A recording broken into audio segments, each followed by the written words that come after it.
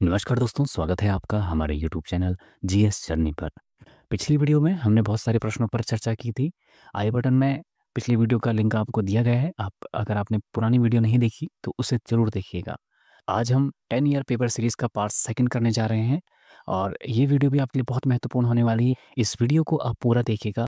तो चलिए दोस्तों, आज की वीडियो को शुरू करते हैं। देखिए, आज का जो पहला प्रश्न है, निम्नलिखित में से किसने इटली के एकीकरण में योगदान नहीं दिया था? मेटरनिक, गैरिबाल्डी, मेजनी या फिर काहुर? देखिए, जो इसका सही आंसर है वो है ऑप्शन ए, मेटरनिक। देखिए, जो मेटरनिक था, इसने किसी भी प्रकार से इटली के एकीकरण में भाग नहीं लिया था, कोई योगदान नहीं दिया था। अब बात आती है कि इटली का एकीकरण कब हुआ था। देखिए, बहुत समय पहले, लगभग 19वीं शताब्दी में, मतलब 1815 के बाद की बात है। इटली बहुत सारे राज्यों में टूटा हुआ था, जैसे हमारा देश। तो इटली में कुछ ऐसे महान क्रांतिकारी, ऐसे महान राजनीतिक विचारक हुए जिन्होंने इटली को एकीकृत किया। उनमें से प्रमुख हैं गैरिबाल्डी, मेज़नी और कावुर। और मेटरनिक ने किसी प्रकार का कोई योगदान नहीं दिया था। अगर मैं आपको गैरिबाल्डी के बारे में बताऊं, देखिए, जो गैरिबाल्डी थे, ये एक बहुत बड़े इटली के क्रांतिकारी थे। इन्हें इटली के एकीकरण की तलवार कहा जाता है। एक क्वेश्चन जरूर आता है पेपर में कि इटली के एकीकरण की तलवार किसे कहा जाता है। तो याद रखिएगा, इटली के एकीकरण की तलवार कहा जाता है गैरिबाल्डी को। ठीक है। और इन्होंने, एक आपने सुना हो लाल कुर्ती सेना, तो इन्होंने लाल कुर्ती सेना बनाई थी सबसे पहले। ना, ये लाल कुर्ती सेना आपने भारत में सुनी होगी। ठीक है, सीमांत गांधी ने भी लाल कुर्ती सेना बनाई थी। गैरिबाल्डी ने अपनी लाल कुर्ती सेना के साथ मिलकर इटली का जो दक्षिणी भाग है, वहाँ के राज्यों को इन्होंने एक किया था। ठीक है। अगला ऑप्शन इसमें मैजनी। देखिए, जो मैजनी है, इन्हें इटली के एकीकरण की आत्मा कहा जाता है। क्या कहा जाता है? आत्मा कहा जाता है। और ये मैजनी ने एक वहाँ संगठन बनाया था, यंग इटली। क्या बनाया था? Young Italy. ठीक है। जब आप उत्तराखंड में समाचार पत्र पढ़ते हैं तो यहाँ पर वहाँ पर भी ये इटली, यंग इटली का जिक्र होता है। अगला है कावुर। देखिए, कावुर को इटली के एकीकरण का माइंड कहा जाता है, मस्तिष्क कहा जाता है। ठीक है। तो इन्हें क्या कहते हैं? माइंड कहते हैं। ठीक है। आप इंग्लिश हिंदी में कर लीजिएगा, मस्तिष्क कहा जाता है। और इसने क्या किया था? इसने जो इटली का उत्तरी भाग था, वहाँ के राज्य को एकीकृत किया था। तो याद रखिएगा, गैरिबाल्डी तलवार, मेजनी आत्मा और कावुर मस्तिष्क। ठीक है, ये क्वेश्चन पेपर में आता है। अगला क्वेश्चन है, रोमनों वंश का संबंध किस देश से है? फ्रांस, जर्मनी, रूस या फिर इटली? तो रोमनों वंश का जो संबंध है वो है रूस से। ठीक है। तो रसिया से है। आपने रोमनों वंश का नाम सुना होगा। देखिए, रोमनों वंश से संबंधित मैं एक आपको फैक्ट बताता हूँ। आपको याद है कि 1917 में रसिया में एक क्रांति हुई थी, जिसे हम रूसी क्रांति कहते हैं। तो ये जो रूसी क्रांति हुई थी, इस रूसी क्रांति के दौरान जो उसमें रूस का राजा था, ज़ार निकोलस द्वितीय। तो ये जो ये ज़ार निकोलस द्वितीय था, उसको उसी के परिवार के साथ वहाँ की जनता द्वारा मार दिया गया था। और जब इस ज़ार निकोलस द्वितीय की मृत्यु हुई थी, तो इसी की मृत्यु के साथ जो रूस का रोमनों वंश था, ये भी समाप्त हो गया।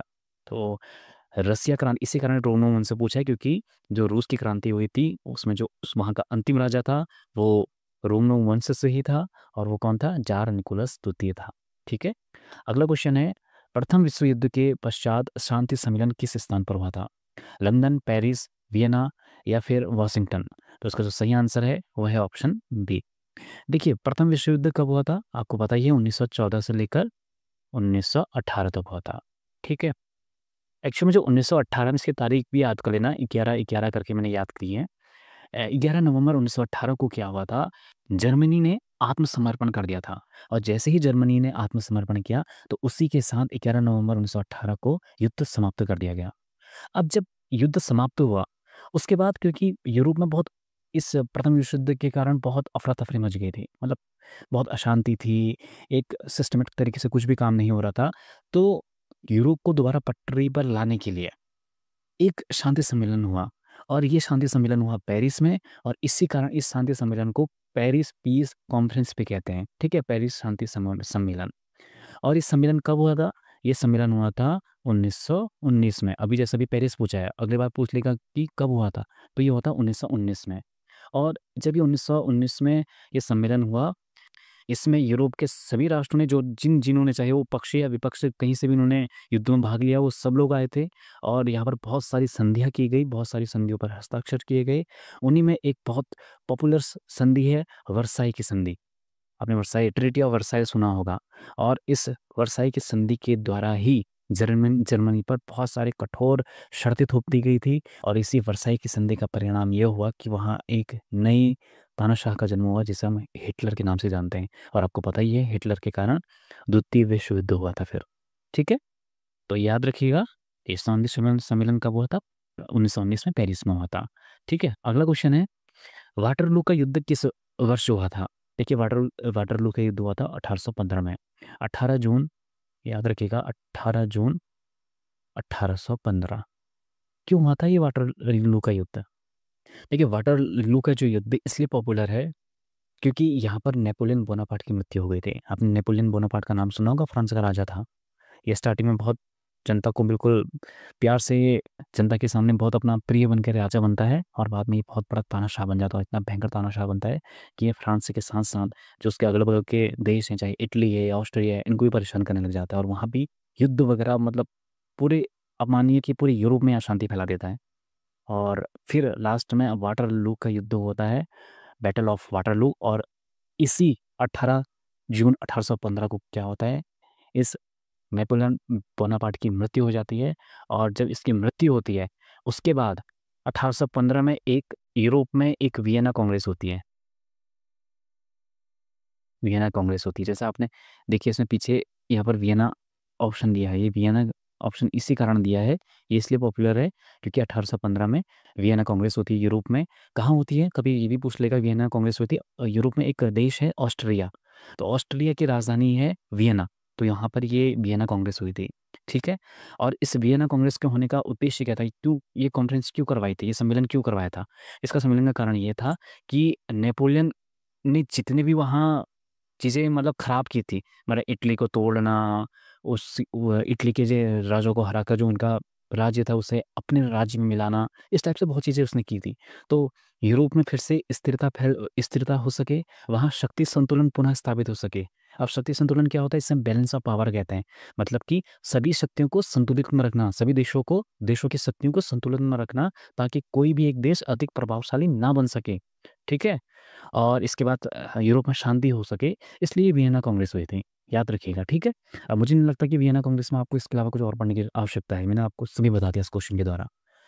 ठीक है, तो आप याद रखिएगा, वाटरलू का युद्ध किस वर्ष हुआ था? 1815। 1815 में ही फिर जब नेपोलियन बोनापार्ट मर गया था, तो वियना कांग्रेस हुई थी। ठीक है, देखिए अगला क्वेश्चन है, नादिर शाह ने भारत पर किस वर्ष आक्रमण किया था? 1398, 1756, 1739 या फिर 1761? तो इसका जो सही आंसर है वो है 1739। ठीक है, 1739 में नादिर शाह ने भारत में आक्रमण किया था। ये जो नादिर शाह था, ठीक है, ये था फारस का, फारस बोले तो ईरान का था। ठीक है, ईरान का था।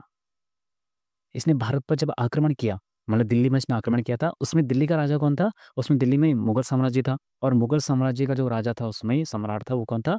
मोहम्मद शाह रंगीला। ठीक है, तो ये मोहम्मद शाह रंगीला दिल्ली का राजा था।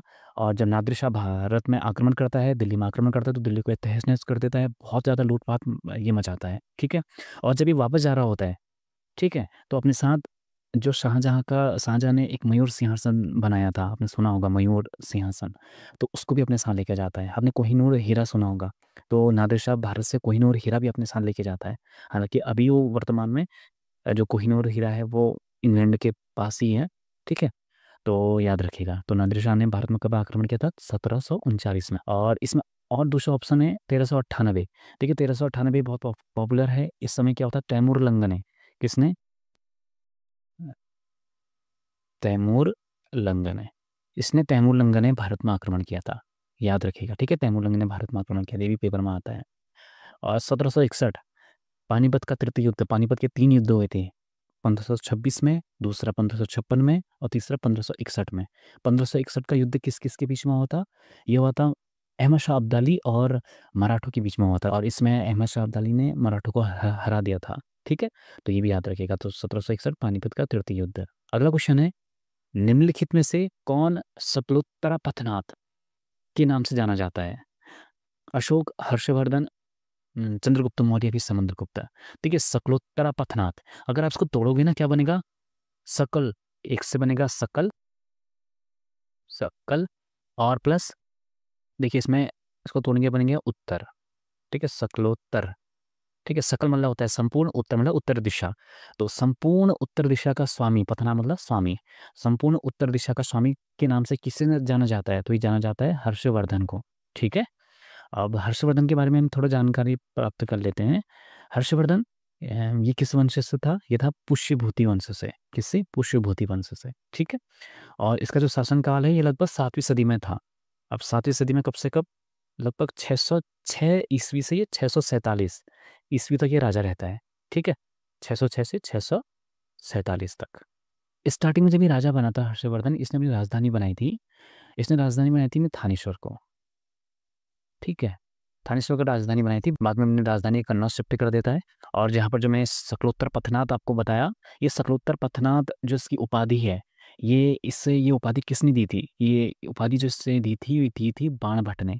बाणभट्ट की किताब थी हर्षचरित। तो बाणभट्ट ने किताब लिखी थी हर्षचरित, इसी हर्षचरित में बाणभट्ट ने हर्षवर्धन को शकलोत्तर पथनाथ कहा है। और आपको पता ही है हर्षवर्धन के समय में चीनी एक यात्री थे ह्वेनसांग, वो भी भारत आए थे। और ह्वेनसांग के विवरण जो भी उसमें चीज़ें लिखी हुई थी उसमें भी शकलोत्तर पथनाथ उसकी उपाधि मिलती है। ठीक है, ठीक है, और इसमें जो ऑप्शन है अशोक, अशोक की कुछ प्रमुख उपाधियाँ क्या क्या हैं, जैसे प्रियदर्शी और देवानाम प्रिय। ठीक है, ये अशोक का कहा जाता है। और समुद्रगुप्त बहुत पॉपुलर इसकी एक उपाधि है, भारत का नेपोलियन। कभी कभी तो ये भी पूछ लेता है कि भारत का नेपोलियन किसे कहते हैं, तो समुद्रगुप्त। पर ये बहुत आप लोकल क्वेश्चन टाइप का मान लीजिए इसको। ठीक है, क्वेश्चन यहाँ पर ये, आप ये मुझे बताइए कि भारत का नेपोलियन समुद्रगुप्त को कहा किसने। तो कभी ये क्वेश्चन आ जाएगा तो याद रखिएगा, ये कहा था वी ए स्मिथ ने। किसने कहा था, वी ए स्मिथ ने कहा था, वी ए स्मिथ ने कहा था, याद रखिएगा। और इसके अलावा समुद्रगुप्त की एक उपाधि और है, कविराज। ठीक है, ये भी पेपर में एक बार पूछा था। तो कविराज किसे कहते हैं, कविराज कहते हैं समुद्रगुप्त को। क्यों कहते हैं कविराज इसे, क्योंकि ना समुद्रगुप्त को वीणा बनाने का बड़ा शौक था, ये वीणा बजाता है। एक बार क्वेश्चन ये भी पेपर में पूछा था कि इस राजा को, कौन सा राजा वीणा बजाता था, तो समुद्रगुप्त बजाता था, इसी कारण से कविराज भी कहते हैं। ठीक है, देखिए अगला क्वेश्चन है, गौतमीपुत्र शतकर्णी किस वंश से संबंधित था, सातवाहन, चोल, परमार या फिर गुर्जर प्रतिहार। तो ये गौतमीपुत्र शतकर्णी था, ये था ऑप्शन ए सातवाहन वंश से। ठीक है, देखिए गौतमीपुत्र शतकर्णी बहुत, सातवाहन वंश का बहुत महान शासक माना जाता है। एक क्वेश्चन इससे पूछा जाता है कि इसकी जो ये जानकारी मिलती है गौतमीपुत्र शतकर्णी की, ये कहाँ से मिलती है, मतलब किस अभिलेख से मिलती है। और एक चीज़ और पूछता है क्वेश्चन कि ऐसा कौन सा वंश है जिसमें राजा अपनी माता के नाम पर अपना नाम रखते थे। तो जैसे गौतमी पुत्र, यहाँ पर आप नाम देख रहे हैं गौतमी पुत्र, तो गौतमी इसकी माता का नाम था गौतमी बलश्री। ठीक है, तो गौतमी बलश्री के ही नाम पर इसका नाम क्या पड़ा है, गौतमी पुत्र सातकर्णी। ठीक है, और गौतमी बलश्री जो मैंने आपको बताया, गौतमी बलश्री का एक अभिलेख था, नासिक अभिलेख। क्या था, नासिक, नासिक अभिलेख। तो इस नासिक अभिलेख में गौतमीपुत्र शतकर्णी के बारे में जानकारी मिलती है। और इसी नासिक अभिलेख में गौतमीपुत्र शतकर्णी की उपाधि मिलती है। इस नासिक अभिलेख में इसे अद्वितीय ब्राह्मण कहा गया है। और अद्वितीय ब्राह्मण पेपर नहीं भी आएगा तो एक ब्राह्मण भी आ सकता है। ठीक है, तो अद्वितीय ब्राह्मण या फिर एक ब्राह्मण, दोनों एक ही हैं। एक किसे कहा गया है, गौतमीपुत्र शतकर्णी को, ये पेपर में आता है। ठीक है, और इसमें एक चीज़ और कहा है नासिक अभिलेख में कि गौतमीपुत्र शतकर्णी के घोड़े ने 3 समुद्र का पानी पिया है। क्या है इसका मतलब, कि इसने बंगाल की खाड़ी, अरब सागर और हिंद महासागर, तो ये 3 सागर की बात कही गई है, 3 समुद्र का पानी पिया, मतलब इतने एरिया को उसने जीता था गौतमीपुत्र शतकर्णी ने। ठीक है, तो ये याद रखिएगा आप गौतमीपुत्र शतकर्णी से।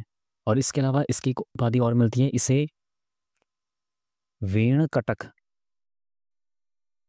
स्वामी, ये भी याद रखिएगा। इसे ये वेण है यहाँ, इसे वेणकटक स्वामी की उपाधि भी मिली है। ठीक है, ये भी कहा जाता है, ये पेपर में एक बार पूछ लिया था, वेणकटक स्वामी की उपाधि किसे दी गई है, तो गौतमीपुत्र शतकर्णी को दी गई है। और इसने वेणकटक नाम से एक नगर की स्थापना भी की थी।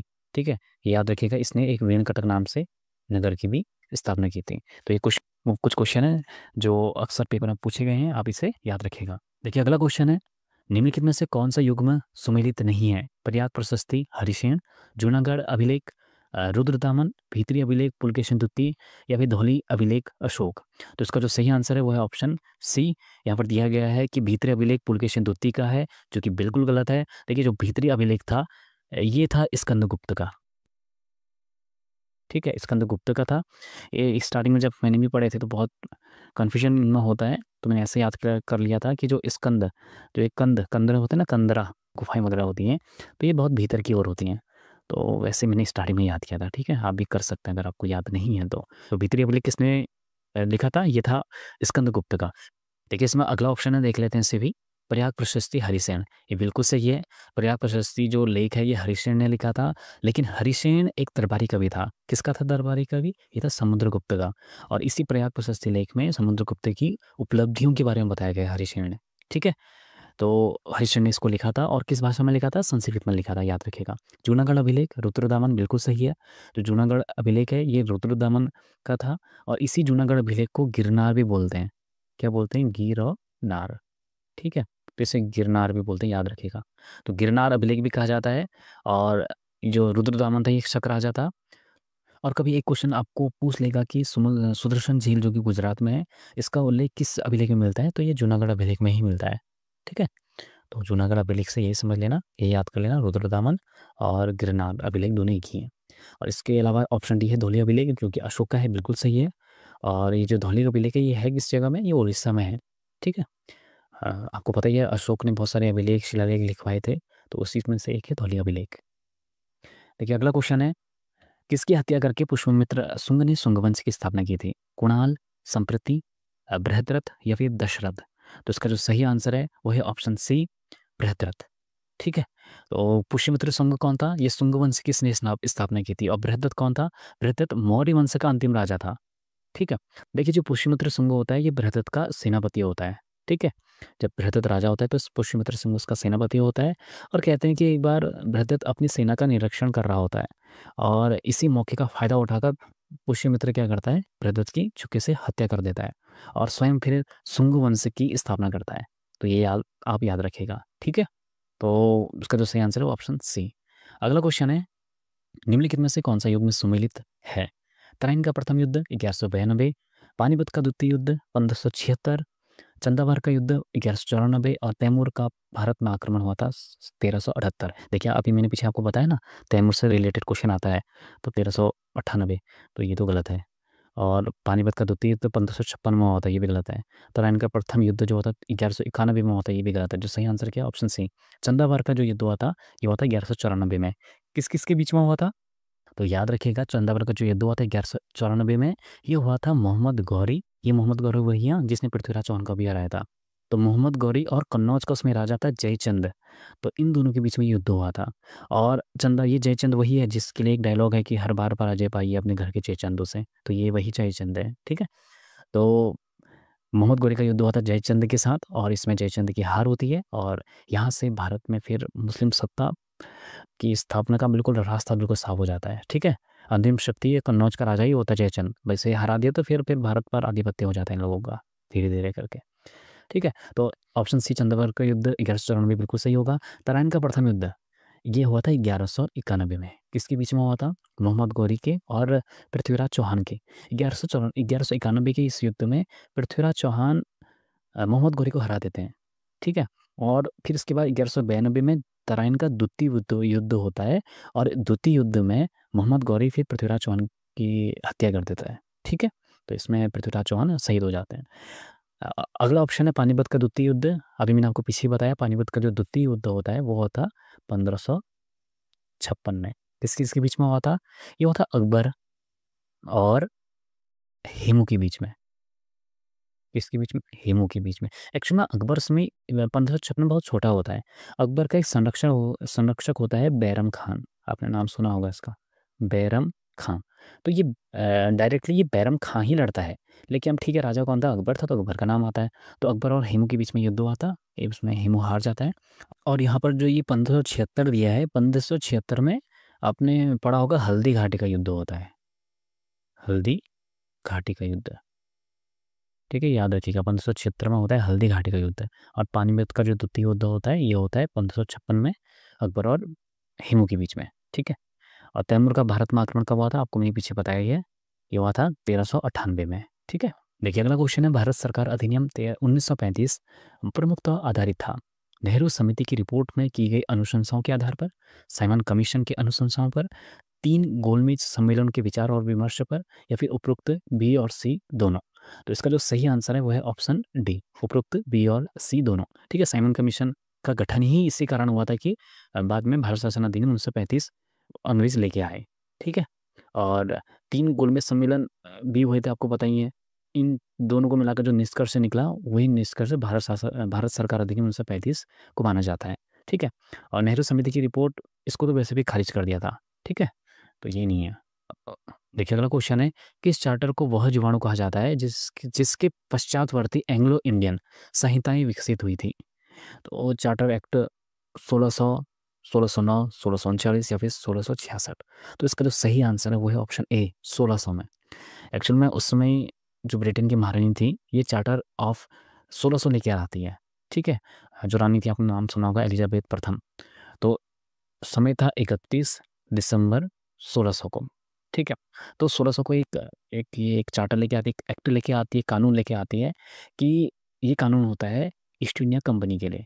इस कानून में कहा जाता है कि कंपनी, जो ईस्ट इंडिया कंपनी है, वो पृथ्वी की जो पूर्वी भाग हैं, पूर्वी जो देश हैं जैसे भारत या इंडोनेशिया, ये जो भी मतलब आगे को देश है हमारे पूर्वी साइड में, तो भारत के पूर्वी मतलब इंग्लैंड के पूर्वी देशों पर ये इन्हें महारानी व्यापार का एकाधिकार दे देती है। इनकी एक तरफ से आप मोनोपोली मानिए। तो 1600 का जो एक्ट है, ये ईस्ट इंडिया कंपनी को व्यापार पर एकाधिकार का ये एक्ट माना जाता है। और यहीं से फिर भारत में, आपको पता ही है, अंग्रेज भारत में 1600 के बाद ही आए थे, इसी एक्ट के द्वारा आए थे। ठीक है, इस एक्ट के द्वारा ईस्ट इंडिया कंपनी का भारत में प्रवेश हुआ था, और अब धीरे धीरे करके ब्रिटिश सत्ता की जो नींव पड़ी थी वो इसी एक्ट से पड़ी थी, इसलिए इसे जीवाणु कहा जाता है। ठीक है, देखिए अगला क्वेश्चन है, निम्नलिखित में से किस वर्ष में मद्रास एजेंसी को प्रेसिडेंसी का दर्जा दिया गया था। बहुत अच्छा क्वेश्चन है, पेपर में बहुत बार आता है। देखिए इसका जो सही आंसर है वो ऑप्शन डी, 1687। ये 1687 में क्या हुआ था, जो मद्रास एजेंसी थी इसे प्रेसिडेंसी बना दिया गया। अब प्रेसिडेंसी क्या होती है, जिस प्रकार इससे पहले बंगाल में प्रेसिडेंसी थी, वहाँ का एक गवर्नर होगा। ठीक है, गवर्नर, और उसकी सहायता के लिए एक परिषद का निर्माण किया जाएगा, वो उसका पूरा अधिपत्य उस क्षेत्र में होगा। ठीक है, पूरा मतलब प्रशासनिक वो निर्णय ले सकता है, राज्यों से संबंधित निर्णय ले सकता है। तो इस प्रकार जैसे बंगाल और बम्बई थे, उसी प्रकार अब मद्रास प्रेसिडेंसी को भी बना दिया गया था।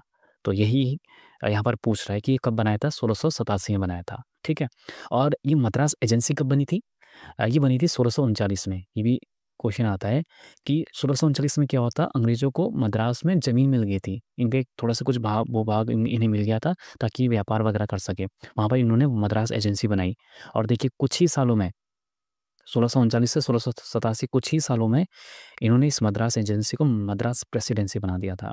ठीक है, और जब ये 1639 में इन्होंने मद्रास एजेंसी बनाई, तो इन्होंने वहाँ पर एक फोर्ट सेंट जॉर्ज, इनका एक किला था वहाँ जहाँ से व्यापार वगैरह करते थे, तो फोर्ट सेंट जॉर्ज की इन्होंने स्थापना की थी। ठीक है, तो ये क्वेश्चन बहुत अच्छा क्वेश्चन है, 1639 भी आप याद रखिएगा, 1687 भी। अगला क्वेश्चन है, भारत में प्रथम मेयर न्यायालय की स्थापना वर्ष 1687 में हुई थी। ये पूछ रहा है कि कहाँ हुई थी, कलकत्ता में, मद्रास में, बम्बई में, फिर पटना में। तो ये भी हुई थी कब, बी में, मद्रास में ही हुई थी। ठीक है, अब प्रथम मेयर न्यायालय क्या होता है, आपको पता है रेगुलेटिंग एक्ट जब आया था तो वहाँ पर अभी भारत में पहला सुप्रीम कोर्ट की स्थापना ही हुई थी, जिसमें एलिजाबेथ उसके पहले चीफ जस्टिस बने थे। लेकिन वो आया था 1774 में, लेकिन उससे पहले लगभग 100 साल पहले 1687 में मेयर न्यायालय बना था। अब मेयर न्यायालय क्या होता है, वही जो वहाँ के स्थानीय विवाद हैं, लोगों को जो न्याय नहीं मिलता, उनके सामने मतलब जो भी मतलब गलत चीज़ें हो रही हैं, उसको न्यायालय में प्रस्तुत करना, उनको न्याय देना, विवादों को निपटाना। तो इसीलिए प्रथम मेयर न्यायालय की स्थापना हुई थी 1687 में, बस इतना ही है और कुछ नहीं। ठीक है, तो ये कब हुई थी, मद्रास में हुई थी। देखिए अगला क्वेश्चन है, निम्न में से किस कानून का प्रावधान था कि भारतीयों को ईस्ट इंडिया कंपनी के अंतर्गत नौकरियों से प्रतिबंधित नहीं करना चाहिए। पीट का भारत अधिनियम 1784, रेगुलेटिंग एक्ट 1733, ये 33 नहीं 73 होना चाहिए। ठीक है, ये गलत हो गया इसको, 73, चार्टर एक्ट 1833, या ये भारत शासन अधिनियम 1858। तो इसका जो सही आंसर है ऑप्शन सी, चार्टर एक्ट 1833। 1833। अब 1833 में और क्या-क्या हुआ था ये भी हम साथ में जान लेते हैं, ठीक है? बहुत अच्छा क्वेश्चन है। देखिए 1833 में एक चार्टर एक्ट आया ब्रिटेन की तरफ से अपनी ईस्ट इंडिया कंपनी के लिए। क्या था? सबसे पहले इसमें एक बात लिखी गई थी कि जो 1600 में आपको मैंने पीछे बताया कि उनके लिए 1600 में चार्टर एक्ट आया था जिसमें ईस्ट इंडिया कंपनी को बिल्कुल एकाधिकार मिल गया था व्यापार का। यहाँ पर 1833 में उस एकाधिकार को समाप्त कर दिया गया पूरी तरह से। 1813 में आधी मतलब कुछ-कुछ उन्हें छूट दी गई थी, लेकिन 1833 में पूरी तरह से समाप्त कर दिया था। बहुत अच्छा क्वेश्चन है, पेपर में आता है ये, ठीक है? और इसकी मैं एक चीज़ और बोली थी, 1833 में भारत में पहला विधि न्यायालय सॉरी विधि आयोग, जिसे हम विधि परिषद भी बोलते हैं, लॉ कमीशन। तो लॉ कमीशन की स्थापना की गई, जिस लॉ कमीशन का जो प्रेसिडेंट कह सकते हैं, उसका अध्यक्ष कौन था? वो था मैकाले, ठीक है? और इसी जब ये लॉ कमीशन की स्थापना हुई, फिर उसके बाद 1860 में जाके अब इसने लॉ कमीशन ने अपने कानून वगैरह बनाए जिसे हम आईपीसी बोलते हैं, ठीक है? आईपीसी भारतीय दंड संहिता। तो ये आईपीसी भारत में कब लागू हुई सबसे पहले? ये हुई थी 1860 में और ये 1833 के एक्ट के द्वारा जो लॉ कमीशन बना था, उसी के द्वारा ये आईपीसी बनाई गई थी। ये याद रखिएगा, बहुत अच्छा क्वेश्चन है ये, तभी कह रहा हूँ। ठीक है? अगला इसमें पीठ का भरत अधिनियम 1784। आपको पता ही है, इस अधिनियम को भी ब्रिटिश संसद द्वारा पारित किया गया था। देखिए जो ये क्विट इंडिया एक्ट है 1784 ये ब्रिटेन की संसद द्वारा पारित किया गया था और यहाँ पर इन्होंने एक बोर्ड ऑफ कंट्रोल की स्थापना की थी। अब बोर्ड ऑफ कंट्रोल क्या होता है? बोर्ड ऑफ कंट्रोल होता है जो भारत में कंपनी के कार्यों पर नियंत्रण रखेगा, ठीक है? बोर्ड ऑफ कंट्रोल नाम से स्पष्ट है। जो मतलब कंपनी जितने भी पॉलिटिकल जो भी निर्णय ले रही है क्योंकि वो राज्यों को हरा रही थी अपने अंदर भारत के कई सारे राज्यों को अपने अंदर ले रही थी, ठीक है? तो जो भी राजनीतिक कार्य कर रही थी, जो भी पॉलिटिकल वो काम कर रही थी, उनकी निगरानी कौन करेगा? बोर्ड ऑफ कंट्रोल करेगा। और ये बोर्ड ऑफ कंट्रोल की स्थापना किस एक्ट के द्वारा हुई थी? ईस्ट इंडिया एक्ट 1784 के तहत, ठीक है? याद रखिएगा। और इसके बाद है रेगुलेटिंग एक्ट 1773। आपको पता ही है रेगुलेटिंग एक्ट सबसे पहले आया था। इसी एक्ट के द्वारा जो बंगाल का गवर्नर होता था, उससे अब गवर्नर जनरल के नाम से जाना जाने लगा, ठीक है? और आपको ये भी पता है कि अभी मैंने पीछे बताया कि सुप्रीम कोर्ट की स्थापना की गई। हालाँकि सुप्रीम कोर्ट की जो स्थापना हुई थी, इस एक्ट के द्वारा हुई थी, 1773 के एक्ट के द्वारा हुई थी, लेकिन हुई कब थी? 1774 में हुई थी, अगले साल हुई थी कलकत्ता में, ठीक है? एलिजा इम्पे वाले, याद रखिएगा। और भारत शासन जो अधिनियम 1858 है, 1857 में बहुत बड़ी क्रांति हुई थी भारत में और फिर उसके द्वारा 1858 के द्वारा ईस्ट इंडिया कंपनी का भारत से शासन समाप्त कर दिया गया। अब सारा शासन किसके पास चला गया? वो चला गया ब्रिटिश क्राउन के पास। चाहे अब रानी हो या राजा हो जो भी बने, पर वो ब्रिटिश क्राउन के पास चला गया। और यहाँ पर क्या हुआ था? गवर्नर जनरल को अब उसको नया नाम दे दिया गया वायसराय, ठीक है? तो ये भी याद रखिएगा। और हाँ, एक चीज़ और, भारत सचिव का एक पद सृजित किया गया था। ये भी जैसे न भारत सचिव क्या होता है, जैसे एक मंत्री होते हैं, हर विभाग के अपने-अपने मंत्री होते हैं, जैसे गृह मंत्री, वित्त मंत्री, विदेश मंत्री, ऐसे ही एक भारत मंत्री बना दिया गया था, ठीक है? जो भारत के ही कार्यों को देखेगा, जो भी हो रहा है, वो रानी को बताएगा या राजा को बताएगा, ठीक है? 1858 में। तो ये बहुत महत्वपूर्ण फैक्ट्स हैं जो मैंने आपको बताए। आशा करता हूँ ये आपको वीडियो बहुत अच्छी लगी होगी, तो इसे लाइक ज़रूर करिएगा और अपने दोस्तों में ज़रूर शेयर कीजिएगा। आपको जो भी क्वेश्चन हो, आपकी कोई भी क्वेरी हो, आप डिस्क्रिप्शन बॉक्स में मैंने टेलीग्राम ग्रुप और व्हाट्सएप ग्रुप का लिंक दिया हुआ है, आप हमारे ग्रुप्स को ज्वाइन कर सकते हैं। मुझसे वहाँ भी आप पर्सनली जो भी आपकी क्वेरी हो आप पूछ सकते हैं, ठीक है? और नीचे कमेंट बॉक्स में आप ज़रूर मुझे बताइएगा कि आपको ये वीडियो कैसी लगी। तो चलिए दोस्तों, आज के लिए बस इतना ही, मिलते हैं अगली वीडियो में। हमसे जुड़ने के लिए धन्यवाद।